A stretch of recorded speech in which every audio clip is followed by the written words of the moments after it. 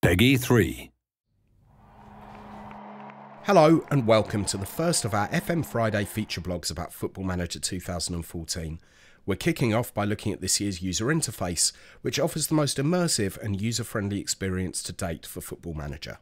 Firstly, we've made a number of changes to the way information on competitions is presented in the game to include more of the sort of information and speculation that you now see in today's modern football coverage, and also changed a lot of the text so it's more in context for a game revolved around football. One big addition in this area is the new season preview screen. This displays each team's odds of winning the league title, the yearly award winners, and the latest transfer activity in that league. This screen is similar to the sort of previews that are now commonplace in the media in the lead up to the start of each season. One area we felt it was difficult to keep track of are the various managerial changes over the course of a season, particularly as they happen more frequently in today's game.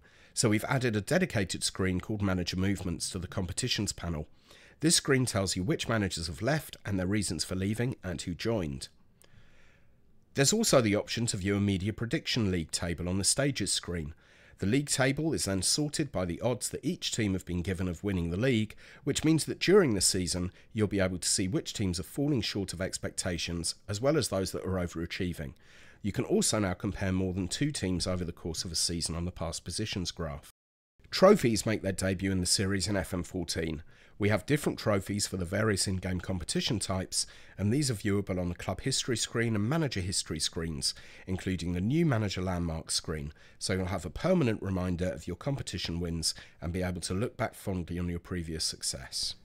The processing panel now features a larger calendar view and displays more relevant information to you and your team. You'll see transfer activity from your league and the major deals from across the world, as well as the latest results from your competitions on match days. The calendar bar itself is also improved, and you can now make a series of actions directly from the action bar, including cancelling and arranging friendlies and resting players. While the key dates news item that you receive at the start of the month is now presented in calendar form. The confidence screen has also been revamped to give an immediate snapshot on how the board and fans think you're performing in the job, with more detailed information being available if you click the Details button. The job status section has been given more prevalence, as this gives you the best indication of how the people that matter rate your performance as boss. Some minor but important additions have been made to the pre-match screens. Referee stats have been added to the match preview screen, and captains have been labelled on the pre-match analysis screen. Other areas that we've focused a lot of attention on are the player and team screens within the game. The player profile screen has seen a number of changes. There is now an individual development subsection on the player overview screen, so you don't have to leave the player profile screen to see how your player is progressing in training. The player condition bar on the physical subsection also changes colour to give a more visual representation of your player's condition. On the squad and team selection screens, it's now much easier to distinguish who's in the starting 11, which players are on the bench, and who's been left out of the matchday squad. This is due to colour-coded buttons that we've added for each of these areas.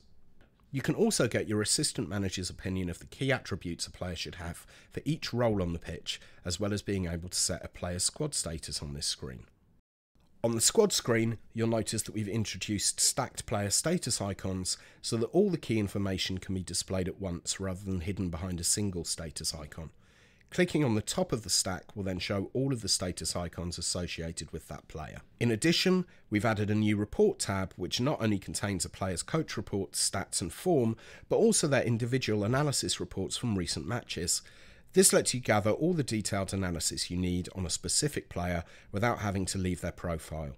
We've also made subs appear as a different colour on the analysis screen, so you'll be able to distinguish them from those who started the match. In the scouting area, we've added a world map so you have an easy visual indicator of what areas of the world your scouts have a good level of knowledge about and which areas are lacking. You now also have better control over your shortlist, as we've added the option not to shortlist every player you scout in your staff responsibilities screen. If you are the manager of both a club and a nation, then you'll be happy that it's now an easier process to move between the squad screen of each team. Previously, both the nation and club were joined under one drop-down menu, but in FM14 these are separated into a club badge and a nation flag. Clicking on the badge or flag takes you to that respective squad screen. The user interface has also been improved when dealing with transfers and contracts. The transfer clause screen has seen some important additions, with both sell-on fee percentage and sell-on fee profit percentage clauses being added to that screen. You can also make a transfer offer for a player directly from this screen if you have the option to buy back. If you receive a loan offer for a player, you'll now be able to see his transfer status as well as a loan status. As well as this, if you quick flick to a player who's out on loan, you'll now get to see a scout report to see if he's improving during his loan spell. On transfer deadline day, the news bar is now animated with news fading in and out every few seconds.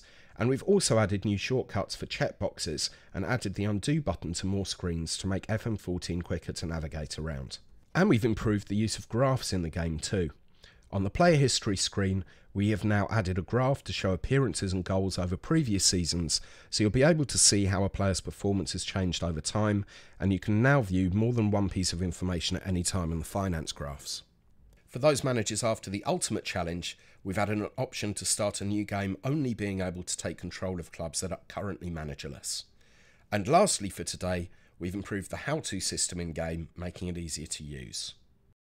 So there's a little bit more detail on some of the changes we've made to the user interface for Football Manager 2014. We think you'll agree that they make the user experience simpler while making the game world more immersive than ever before. Be sure to check out the upcoming tech blog for some more information on changes that will have a big impact on the game's user interface.